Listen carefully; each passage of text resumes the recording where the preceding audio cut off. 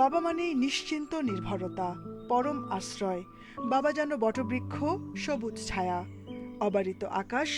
ইনসিয়া ও কাবিদের শৈশব রঙিন হয়েছে বাবার নিঃস্বার্থ ভালোবাসায়।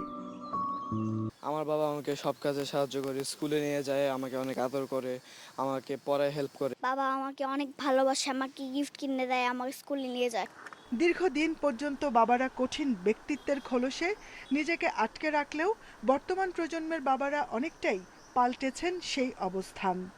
আমি চাই আমার আর আমার বাচ্চাদের মাঝে যেন কোনো দূরত্ব না থাকে। যে জিনিসটা আমার সাথে আমার বাবার ছিল, বা আমাদের আগের যে প্রজন্ম ছিল ওনাদের বাবাদের মাঝে একটা দূরত্ব ছিল, আমরা সহজে সব কিছু শেয়ার করতে পারতাম না, কিন্তু ওই জিনিসটা যেন আমার বাচ্চাদের সাথে এবং আমার মধ্যে না ঘটে। সবটুকু মমতা, যত্ন ও সাধ্য নিয়ে সন্তানকে বড় করতে পুরো জীবনটাই বিলিয়ে দেন বাবা। একটাই প্রত্যাশা, সন্তান যেন মানুষের মতো মানুষ হয়। মেয়েদের জন্য সর্বোচ্চ চেষ্টাটাই করছি আমার পক্ষ থেকে যতটুকু সম্ভব।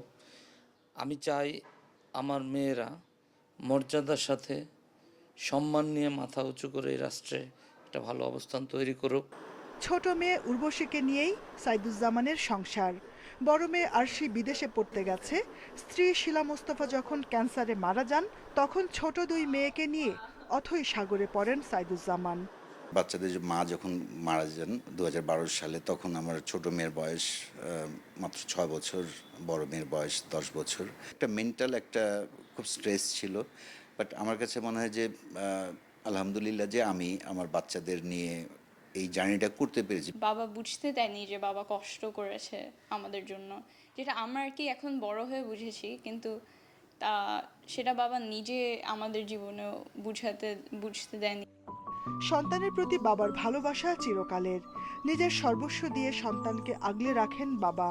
তাই নির্দিষ্ট কোনো দিন নয়, সন্তানের কাছে সব দিনই যেন বাবা দিবস।